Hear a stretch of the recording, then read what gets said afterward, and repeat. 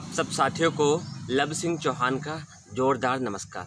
आज मैं बहुत ही शानदार विषय पे बात करूंगा। उसका नाम है गायत्री मंत्र का जप करके पूरा लाभ आप कैसे ले सकते हैं और गायत्री मंत्र की सही विधि कैसी है। सारी जानकारी मैं गायत्री महाविज्ञान बुक से लेकर के आया हूँ, जो कि पंडित श्याम शर्माचार्य द्वारा लिखी गई है।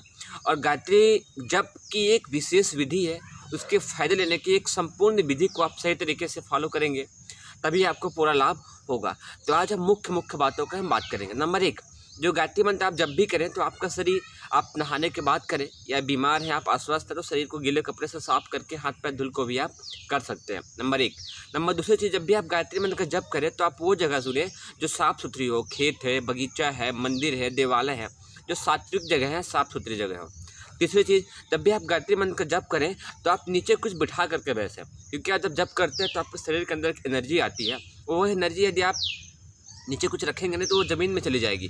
तो ऐसे कुछ घास की पत्तियों के बने हुए कुछ बैठने के लिए आप बना सकते हैं, जो कि बहुत ज़रूरी है। आप नहीं रखेंगे तो आप पूरा लाभ ले करके भी वो आप एनर्जी को ज़मीन पे भेज देंगे। अगली बातें हैं, गायत्री मंत्र जप करते समय आपकी कमर सीधी रहे, क्योंकि जो आपकी कमर है वो कमर के थ्रू ही मूलाधार से ब्रह्मांड की ओर आपकी एनर्जी ऊर्ध्वगामी होगी। यदि कमर सीधी नहीं होगी, बार बार झुकी रहेगी, तो वो कमर से उतनी अधिक ऊंचाई पे वो आगे की ओर बढ़ने में उसको रुकावटें होंगी। आपको ध्यान देना है, शरीर ना बहुत टाइट रहे ना बहुत ढीला खिंचा हुआ रहे, एक सामान्य स्थिति में रहे। आसन कौन सा ले? आसन आप कोई सा भी ले सकते हैं, बस ध्यान दीजिए कि आसन बहुत अधिक अकड़ो हुआ ना हो कि आपको करने में तकलीफ हो। आपका पूरा ध्यान बार बार खिंच करके वहीं पे जाए। शांति से सुकून से आप कर सकते हैं, उसी आसन को चूज करें। अब अगली बात आती है कि माला किसका इस्तेमाल करें। तुलसी या चंदन की माला आप इस्तेमाल कर सकते हैं। दोनों ही मालाएं अच्छी हैं, तुलसी की या चंदन की। 2011 से मैं गायत्री मंत्र का जप कर रहा हूँ तो मैं तुलसी की माला इस्तेमाल करता हूँ। तुलसी की माला होते हैं, इसमें 108 दाने होते हैं। कम से कम एक माला के जप करके आप शुरुआत कर सकते हैं। एक माला के जप में 5 मिनट का समय ऑलमोस्ट लगता है, तो 5 मिनट का समय चाहिए। आपको माला बहुत जल्दीबाजी में नहीं करना चाहिए। क्या आप इतना जल्दीबाजी में कर रहे हैं कि 1 मिनट पूरे हो गए, 2 मिनट? कम से कम एक माला में 5 मिनट का समय लगना बहुत ज़रूरी होता है। 4 मिनट, 5 मिनट, 6 मिनट चलेगा। इसके अलावा आप जब भी ऐसी जगह में बैठे हैं जहाँ आसपास कोई नहीं है तो आप माला को आसानी से जप कर सकते हैं, कोई दिक्कत नहीं। लेकिन जहाँ आसपास लोग बैठे हों, देख रहे हों, आपको तकलीफ हो रही हो, तो एक ऐसा थैला बनवा सकते हैं। ये थैला मैंने बना लिया हुआ है। तो इस थैले में क्या करते हैं, आप माले को अंदर डाल लीजिए, और जपने से क्या होता है कि आपका माला दिखता नहीं है, तो इसकी जो एनर्जी होती है प्रॉपर रुकी हुई रहती है। लोग इसको आपके मन डाइवर्ट नहीं होगा और लोगों की नज़रें भी इससे प्रभावित नहीं होंगी।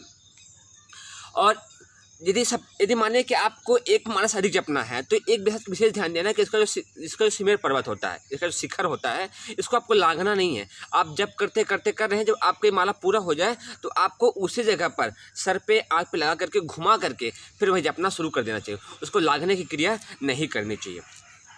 और विशेष बात यह है कि आप गायत्री मंत्र जप करते समय माता के चरणों में, सूर्य देवता के चरणों में जितनी गहरी श्रद्धा, जितना गहरा विश्वास, जितनी प्रखरता, जितनी ओजस्विता होगी, उतना अधिक आपको फ़ायदा मिलेगा। अर्थात अपने मन को उच्च रखिए, अपने विचारों को उच्च रखिए, तो आपको पूरा फ़ायदा मिलेगा। एक बात और ध्यान है, गायत्री मंत्र जप करते समय अपने आप विचारों को सात्विक रखने के लिए उसी समय पर अच्छे महापुरुषों की जीवनी, सात्विक विचार वाली बुक किताबें पढ़िए, क्योंकि जो एनर्जी आएगी उसको डाइवर्ट करने के लिए आपको सद्ज्ञान जरूरी होता है। तो आप अच्छी किताबों का अध्ययन भी कर सकते हैं। और गायत्री मंत्र से स्वयं आपकी बुद्धि का विकास होता है। जो बच्चे हैं वो गायत्री मंत्र का जप करेंगे तो उनकी बुद्धि का विकास और निरंतर बढ़ता रहेगा। अब मान लीजिए आप जप कर रहे हैं, जप करते करते आपको बाथरूम लगाई या पोटी लगाई, तो उस समय आप उठते हैं तो आप दोबारा हाथ पैर धुल करके या स्नान करके ही आए और एक माला प्रायश्चित स्वरूप करें। यदि आप बीमार की अवस्था में हैं और खाट में ही लेटे हैं, आप उठ नहीं सकते हैं, चल नहीं सकते हैं, तो उस स्थिति में मानसिक जप भी कर सकते हैं। आप सूतक की स्थिति में, सूतक लग गया है, तो उस समय के लिए मानसिक जप ही किया जाता है। जो आपकी पूजा पद्धति है उसको तो रोक करके मानसिक जप को ही बढ़ावा दिया जाता है। आप यात्रा कर रहे हैं, किसी ऐसी स्थिति में है जहां आप नहीं कर सकते हैं, उन सभी स्थितियों में मानसिक जप ही करना चाहिए। एक गलती और होती है, अक्सर लोग समय का बदलाव करते हैं, कभी दोपहर, कभी दोपहर, कभी शाम। तो पहले चीज़ तो ये है कि आपको अपना समय फिक्स करना चाहिए कि हमको इसी समय में प्रतिदिन करना है। गायत्री मंत्र जप हम कब कर सकते हैं? सुबह के सूर्य निकलने के 2 घंटे पहले और सूर्य डूबने के 1 घंटे बाद तक। अर्थात यदि आप सूर्य निकल रहा 6 बजे तो 2 घंटे पहले, मतलब आप 4 बजे शुरू कर देते हैं और सूर्य डूबने के 1 घंटे बाद, यानी जब भी सूर्य डूबता है उसका 1 घंटे बाद 6-7 बजे तक आप जप कर सकते हैं। रात्रि में ध्यान जप केवल 3 घंटे ही करते हैं, 1 घंटे 2 घंटे सूर्य उगने से पहले और 1 घंटे सूर्य उगने के बाद। उसके सिवाय रात्रि गायत्री मंत्र जप नहीं करते हैं। जो तांत्रिक साधना होती है उसमें करते हैं, लेकिन आप लोगों को करने की ज़रूरत नहीं है। वैसे तो आप मौन जप कभी भी कर सकते हैं, लेकिन मुख्यतः इसका समय ये होता है। सबसे अधिक गायत्री मंत्र के जप का प्रभाव ब्रह्म मुहूर्त में होता है, सुबह 4 बजे, 5 बजे, 6 बजे। उस समय आप करते हैं तो आपका आध्यात्मिक फायदा बहुत अधिक मिलता है।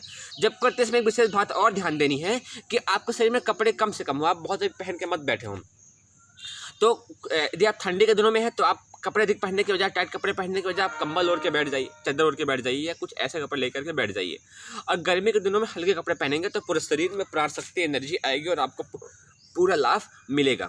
मैं आपको बता दिया कब करना है, कहाँ करना है, कैसे करना है, विधि पूर्वक करना है। कभी किसी दिन रुकावट हो जाए तो अगले दिन, मान लीजिए किसी कारणवश आज आप नहीं कर पाए हैं, तो अगले दिन 1 माला प्रायश्चित स्वरूप करना चाहिए। यह चीज़ें आपको यह बताएंगी गायत्री मंत्र का जप करने की विधि, मैंने आपको बता दिया है।